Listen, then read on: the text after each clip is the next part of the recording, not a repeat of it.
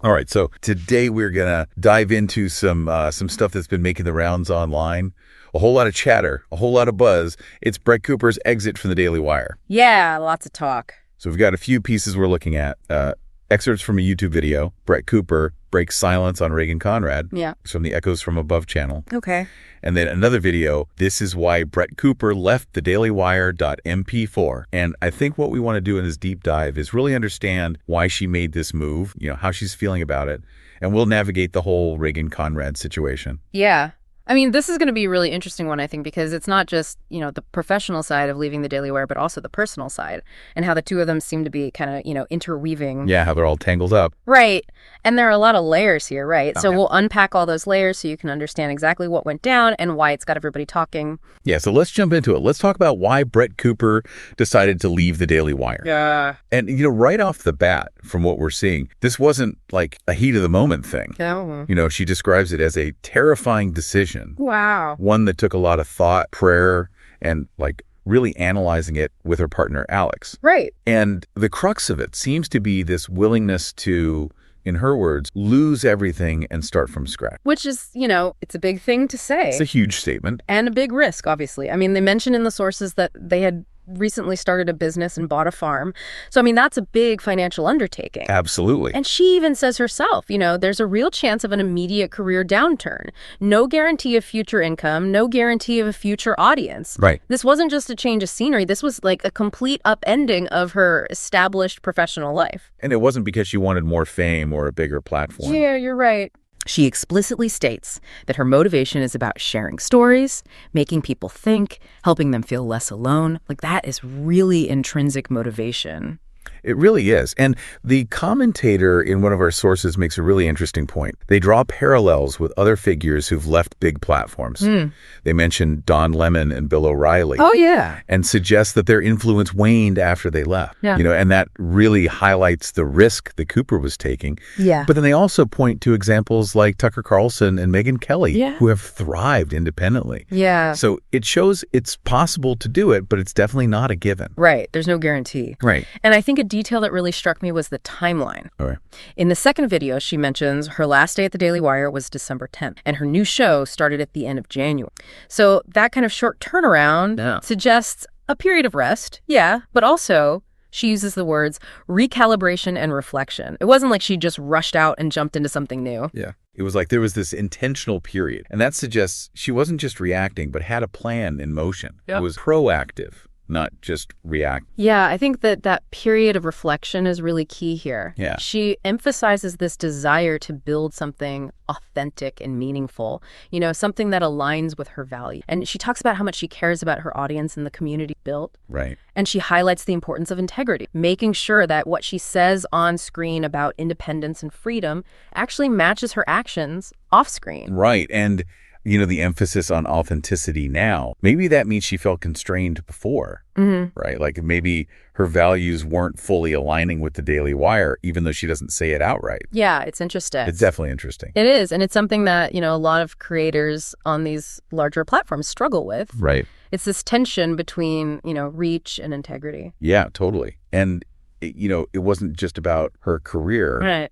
She also talks about wanting to start a family and finding better work-life balance. Yeah. So there's this personal dimension to her decision-making, too. It wasn't just a cold, calculated career move. Absolutely. It speaks to a bigger picture, a bigger evaluation of her life and her future goals. Right. Right. So let's move on to this other piece of the puzzle. The Reagan Conrad situation. This is where things get a little, a little messier. Okay, so the commentator gives their take on Cooper's statements about Reagan, and they suggest that Cooper is being diplomatic, careful not to throw shade directly. Yeah. And then the commentator offers their own perspective, referencing past coverage and what they claim to be an inside source. Okay.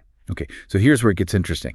The commentator interprets Cooper's seemingly neutral remark. Like when she's asked about Reagan Conrad, who was, I guess, her maid of honor, taking over the comments section. Really? And the commentator sees this as Reagan taking over Cooper's spot at the Daily Wire. Wow. Cooper just says, friendships are hard. Oof. I mean, that's loaded, right? It's so loaded. Yeah. Especially in this context. Yeah. It speaks to the fact that relationships can be so fragile, especially when you're in the public eye. For sure. And then she's asked directly, are you guys still friends? And she says, I don't say so. Oh. And Like, that speaks volumes, even though she follows up with wanting to be friends still and referencing an earlier discussion about how hard adult friendships are. Okay, yeah. Especially when fame is involved. Right, right. And then the commentator jumps in with a theory about why the friendship might have broken down. They suggest that Cooper's growing fame, her success, might have created tension, maybe even jealousy on Reagan's part, and a desire to kind of capitalize on the relationship. And the commentator even mentions a past video with some unnamed source who claims Reagan wanted to be like Brett and felt overlooked by fans who only wanted to talk to Brett. So this commentator is really leaning into this idea of parasocial relationships and maybe how that can breed envy. Right, when one person in a close circle gets super famous. Exactly. And then they go on to suggest that maybe this alleged jealousy led Reagan to backstab Cooper and ultimately resulted in her taking over her role and getting in good with Jeremy Boring. Right, Jeremy Boring, as the commentator says. Right. And they suggest that this all happened, without Cooper's blessing because they're not friends anymore and they don't follow each other on Instagram. Right. But it's important to remember that this is all the commentator's analysis and this unnamed source. Yeah. When Cooper is asked directly if she feels betrayed, she says, no, she's an adult. Yeah. And this is what I will always stand by. You have to make the decision that is good for you and your family. I did that and she did that. Like, that to me is a really mature response. Yeah. Very measured, very generous. Yeah, it's like she's emphasizing individual choice. Right. But the commentator sees it as Cooper taking the high road. Right. Maybe masking some deeper hurt or disappointment. Yeah, maybe even more upset with Jeremy Boring than Reagan. Right. It's like they're reading between the lines. But is it possible that the change in their friendship wasn't just professional jealousy? I mean, Cooper makes that general statement about friendships being hard. Right. That's the big question, isn't it? Yeah. What's fascinating is this contrast between Cooper's focus on individual choice, she's an adult, she can do what she wants, and this whole betrayal and envy narrative the commentator's pushing. Right, right. And then when Cooper is asked why the friendship ended, even though she wishes Reagan well, she just reiterates, friendships are hard. And, she hints at how complicated things get when one friend becomes super famous. Right, and how you might start questioning people's motivations. Exactly. So even without giving a concrete reason for the friendship ending, she's kind of hinting at those challenges. Yeah. Right, when one person's public profile explodes. Yeah, and how the dynamics change. Yeah, how the relationship changes. Exactly. And then, despite the falling out, the commentator reports that Cooper's final thoughts on Reagan are wishing her well.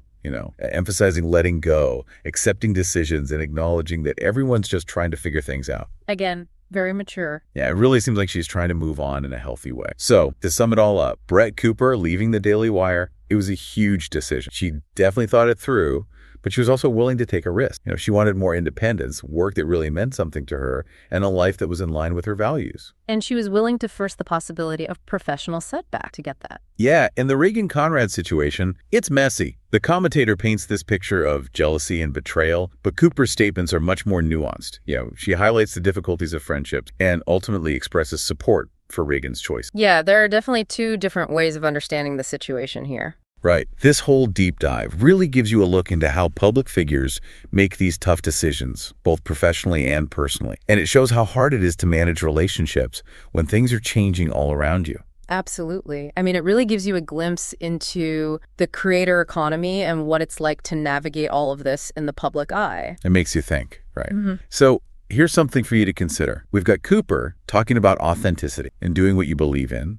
And then we have the commentator's take on what happened with Reagan. Right. What does that tell us about the pressures that come with success? The potential pitfalls when you're in those tight-knit circles and everyone's got big ambitions? Yeah, that's a big one. Yeah, it really is.